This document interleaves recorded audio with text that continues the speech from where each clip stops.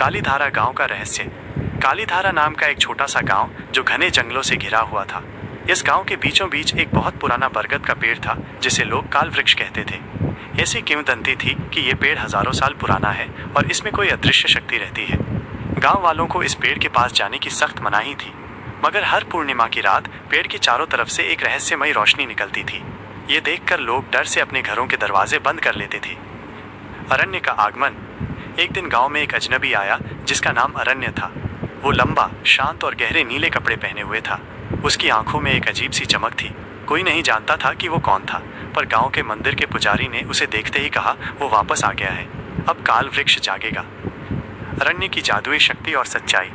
अरण्य ने गांव के पास एक टूटी हुई झोपड़ी में रहना शुरू कर दिया। उसकी पहली रात को ही गांव के दो नौजवान लड़के जिज्ञासा में पेड़ के पास गए, पर वे कभी वापस नहीं आए। अगली सुबह अरण्य ने पेड़ के चारों ओर राख से एक घेरा बनाया और कुछ मंत्र बुदबुदाने लगा।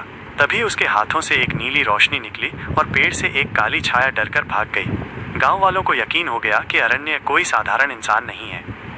पुजारी ने सबको बताया कि 100 साल पहले भी अरण्य इसी गांव में एक जादूगर के रूप में आया था।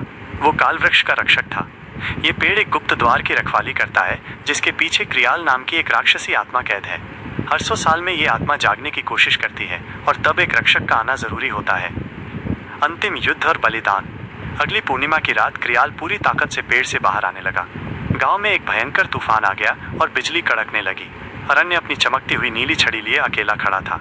उसने मंत्र पढ़ना शुरू किया, लेकिन क्रियाल उससे ज्यादा शक्तिशाली निकला। तभी रवि, एक गांव की लड़की जो अरण्य से जादू सीख रही थी, उसने अपनी ऊर्जा अरण्य को दी। दोनों ने मिलकर क्रियाल से युद्ध किया। जमीन फट रही थी और आसमान जल रहा था।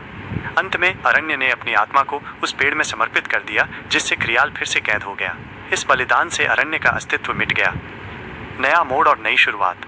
अगली सुबह गांव में शांति थी और काल वृक्ष शांत खड़ा था, मगर रवि को अब वही नीली चमक दिखाई देने लगी जो अरण्य के हाथों से निकलती थी।